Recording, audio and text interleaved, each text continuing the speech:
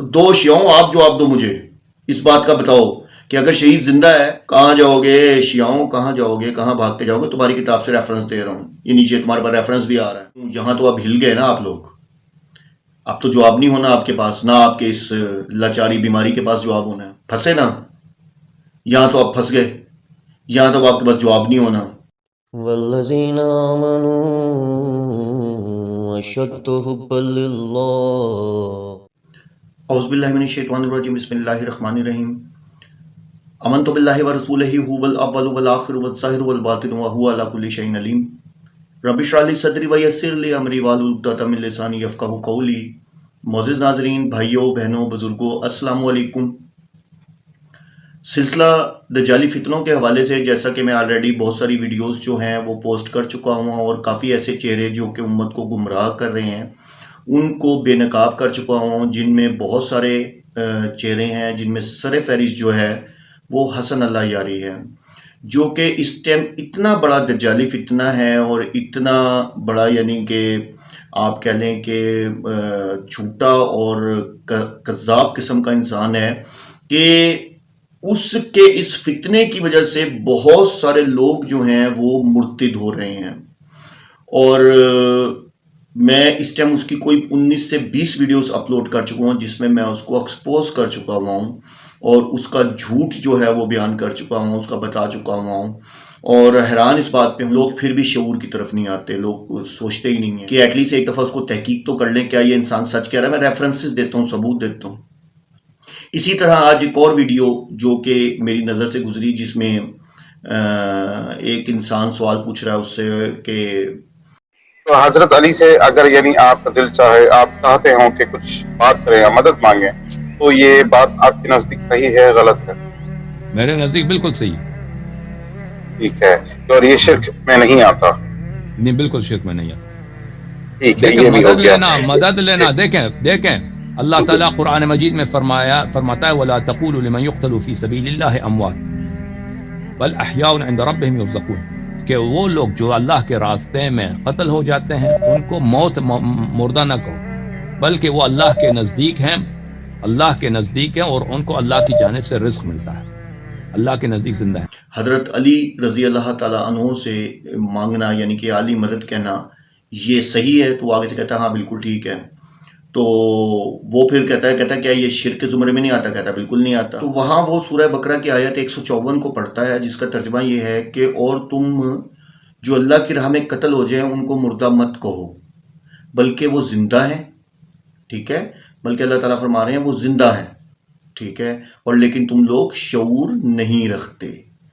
تو اس نے اس آیت کو بیس بنا کے اور بتایا کہ جی جو شہید ہوتا ہے وہ زندہ ہے، تو حضرت علی رضی اللہ تعالیٰ عنہ شہید ہیں اور وہ زندہ ہے، تو ان سے مدد مانگنا جو ہے وہ شرک نہیں ہے، آپ ان سے مدد مانگ سکتے ہیں کیونکہ شہید زندہ ہے۔ پھر تو سب سے بڑا سوال پیدا ہو جاتا ہے، اگر اس سوال پیدا ہوتا ہے تو پھر سوال یہ ہے کہ شہید کی جو بیوہ ہے وہ شادی کیوں کرتی ہے؟ کیوں یہاں تو اب ہل گئے نا آپ لوگ، اب تو جواب نہیں ہونا آپ کے پاس، نہ آپ کے اس لاچاری بیماری کے پاس جواب ہونا ہے۔ بھائی شہید کی بیوہ پھر شادی کیوں کرتی ہے؟ حضرت علی رضی اللہ تعالیٰ عنہ کے بھائی حضرت جعفر طیار رضی اللہ تعالیٰ عنہ کی جب شہادت ہوئی، ان کی جو بیوی اسما بنت امیس تھیں، انہوں نے حضرت ابو بکر صدیق رضی اللہ تعالیٰ عنہ سے شادی کی، ٹھیک ہے؟ اور ان سے عبد الرحمن بن ابی بکر پیدا ہوئے۔ پھر جب حضرت ابو بکر صدیق رضی اللہ عنہ کی وفات ہوگی تو حضرت علی رضی اللہ تعالیٰ عنہ نے ان سے شادی کی اور پھر ان کی کفالت کی، اور ایک جنگ کے اندر، وہ جو جنگ تھی اس کے اندر جنگ جمل آئی تھنک، تو اس کے اندر وہ ساتھ تھے، حضرت علی کی طرف سے تھے، عبد الرحمن بن ابی بکر جو کہ ابو بکر صدیق رضی اللہ تعالیٰ عنہ کے بیٹے ہیں۔ تو اور کتنا جھوٹ بولو گے، کتنا عوام کو بیوقوف بناؤ گے؟ بھائی جو شہید ہے وہ زندہ ہے نا، تو پھر اس کی بیوہ شادی کیوں کرتی ہے؟ پھنسے نا یہاں تو آپ پھنس گئے، یہاں تو آپ کے پاس جواب نہیں ہونا۔ دو شیعوں آپ جواب دو مجھے اس بات کا بتاؤ کہ اگر شہید زندہ ہے تو پھر اس کی بیوی جو ہے، ان کی جو بیویاں ہیں وہ شادی کیوں کرتی ہیں؟ تمہارے پاس کوئی جواب نہیں ہے۔ تمہارا یہ اللہ یاری ہے، اللہ چاری ہے، بیماری ہے، جو بھی ہے، یہ تمہیں صرف جھوٹ بول کے دکھا سکتا ہے. تمہارا مذہب جھوٹ پہ کھڑا ہوا ہے، تم لوگ جھوٹ پہ جھوٹ، اور اس کو تم لوگ حقیقت مانتے ہو. پتہ نہیں عقل گھاس چڑھنے چلی جاتی ہے تم لوگوں کی، تمہیں سمجھ نہیں آتی اس بات کی. وہ شہید زندہ ہے، اللہ نے کیا بتا رہے ہیں اور تم اس کی تعویل کیا کر رہے ہو. تمہارے ہی صبح شام کے اذکار میں سورہ نمل کی آیت نمبر 62 میں اللہ تعالیٰ فرماتے ہیں امن یجیب المضطر اذا دعاہ ویکشف السوء ویجعلکم خلفاء الارض. کون ہے جو لاچار کی تکلیف دور کرتا ہے جب وہ اسے پکارتا ہے؟ کون ہے؟ یعنی کہ وہ بناتا ہے خلیفہ تمہیں زمین پہ. وَيَجْعَلُكُمْ، اور وہ بناتا ہے تم کو خلفاء الارض، زمین میں خلیفہ، وہ تمہیں خلیفہ بناتا ہے زمین میں. الہ مع اللہ، کیا کوئی معبود ہے اس کے ساتھ؟ کیا کوئی معبود ہے اس کے ساتھ؟ قلیلا ما تذکرون، بہت ہی کم تم سب جو ہے وہ نصیحت پکڑتے ہو. یہ صبح شام کے اذکار میں آپ شیعہ لوگ پڑھتے ہیں اس دعا کو، ایز اے دعا اس قرآن کی آیت کو آپ پڑھتے ہیں، پھر بھی آپ یالی مدد کی بات کرتے ہیں. آ جائیں، آپ ہی بک سے بتاتا ہوں. ناج البلاغہ میں جب حضرت علی رضی اللہ تعالیٰ عنہ نے خط لکھا حضرت حسن رضی اللہ تعالیٰ عنہ کو، تو اس میں انہوں نے واضح کہا کہ اے میرے بیٹے، ان قریب میں، یعنی کہ حضرت علی، یعنی کہ اپنے بارے میں کہہ رہے ہیں، فنا ہو جاؤں گا. اور فنا کا لفظ ہے، فنا ہو جاؤں گا، اور تم اللہ کے سوا کسی سے مدد نہ مانگنا. اور آگے ہے کہ اللہ کے دربار، ایون کہ یہاں تک الفاظ ہیں کہ بھائی اللہ کے جو درگاہ ہے اس کے دربان کی بھی اجازت کی ضرورت نہیں ہے. ڈائریکٹ اللہ کے دربان میں داخل ہوتا ہے انسان، دربان کی مدد کی ضرورت نہیں ہے. اور پھر اسی میں خطبے میں آگے ہے کہ اللہ کے لیے وسیلے کی بھی ضرورت نہیں ہے. کہاں جاؤ گے شیعوں، کہاں جاؤ گے، کہاں بھاگ کے جاؤ گے؟ تمہاری کتاب سے ریفرنس دے رہا ہوں، یہ نیچے تمہارے پاس ریفرنس بھی آ رہا ہے. کہاں جاؤ گے، کہاں بھاگو گے؟ کوئی ہے جواب تم لوگوں کے پاس؟ کوئی جواب نہیں ہونا تم لوگوں کے پاس. صرف گالیاں نکال سکتے ہو، تم بیوقوف بن سکتے ہو، اور صحیح بیوقوف بنا رہا ہے تمہیں.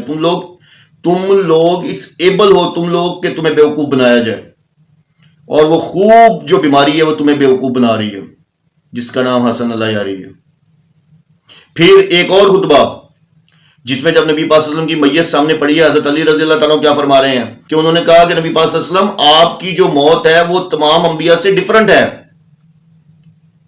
آج آسمان کا زمین سے غیبی رابطہ ختم ہو گیا، آپ مانگ لیں حضرت علی سے مدد. پھر اس کے بعد وہ کہتے ہیں کہ اگر یا رسول اللہ، اگر آپ نے منع نہ کیا ہوتا تو شاید آپ کا غم اتنا بڑا غم تھا کہ ہم رو رو کے اپنی جان دے دیتے. ماتم بھی آپ کا بڑھ گیا. تو کہاں ہے؟ کیوں بیوقوف بن رہے ہو یار؟ اس بیماری سے کیوں بیوقوف بن رہے ہو؟ یہ آپ کو بیوقوف بنا رہا ہے، جھوٹ بول رہا ہے. قرآن کی آیت کیا ہے اس کو کہاں بتا رہا ہے؟ شہید زندہ ہے تو اس کی بیوہ جو ہے شادی کیوں کر رہی ہے؟ اس کو تو پھر بیوہ رہنا چاہیے نا. آگے سے ان کے پاس شاید میرا ذہن میں یہ ہے، کیونکہ ان کا خرافاتی ذہن ہے، کوئی یہ آگے سے یہ جواب بھی مل سکتا ہے ابھی پھر نبی پاک صلی اللہ علیہ وسلم کی بیویاں جو ہیں وہ کچھ شادی کرتی ہیں. بھائی نبی پاک صلی اللہ علیہ وسلم شہید تو نہیں ہوئے تھے، اللہ کے نبی تھے، شہید تو نہیں ہوئے تھے، پہلی بات. اور دوسری بات یہ ہے کہ نبی پاک صلی اللہ علیہ وسلم کی بیویوں کے بارے میں قرآن میں وہ امہات المومنین ہیں، مومنین کی ماں ہیں، تو وہ نکاح نہیں کر سکتی. کیونکہ مجھے پتا ہے کہ ذہن میں خرافات آتی ہوں گی، یہ اس سوال کے بعد یہ خرافات بھی آئے گی ذہن میں. تو قرآن اس کے بارے میں کہہ رہا ہے کہ وہ امت کی مائیں ہیں، وہ نکاح نہیں کر سکتی. لیکن یہ نہیں تھا کہ وہ کسی سے کیا نام ہے چہرہ کھول کے بات کرتی تھی، غیر محرم سے پردے کے اندر بات کرتی تھی. وہ بھائی نہیں مانگ سکتے مدد، نہ وسیلہ نہ کچھ بھی نہیں مانگ سکتے حضرت علی سے. حضرت علی سے مانگنا، حضرت علی کیا میں کہتا ہوں، حضرت علی تو نبی پاک صلی اللہ علیہ وسلم کے داماد تھے، کزن تھے، امتی تھے، چوتھے خلیفہ تھے. اور نبی پاک صلی اللہ علیہ وسلم سے نہیں مانگ سکتے آپ اللہ کے سوا کسی سے نہیں مانگ سکتے. تو یہ آپ کو بیوقوف بنا رہا ہے. قرآن کی آیت کیا ہے؟ قرآن کی آیت کو بدل کے اس کو اپنی مرضی سے استعمال کرنا. میں آپ کی ناز البلاغہ سے آپ کو ریفرنس دے رہا ہوں. مولا علی کا، آپ کے جو مولا علی ہیں حضرت علی رضی اللہ تعالیٰ عنہ، وہ کیا کہہ رہے ہیں؟ پھر بھی آپ کو یقین نہیں آنا نہیں ہے، سکون نہیں ہونا آپ کو، مجھے پتا ہے یقین نہیں آنا آپ کو، لیکن پھر بھی میرا کام ہے حق پہنچاؤں گا آپ کی آنکھیں کھولنے کے لیے. دیکھ لیجئے اپنی ناز البلاغہ میں. پھر یہ ناز البلاغہ غلط ہے یا آپ کا حسن اللہ یاری غلط ہے؟ کسی ایک کو چوز کریں. وآخر دعوانا الحمدللہ رب العالمین.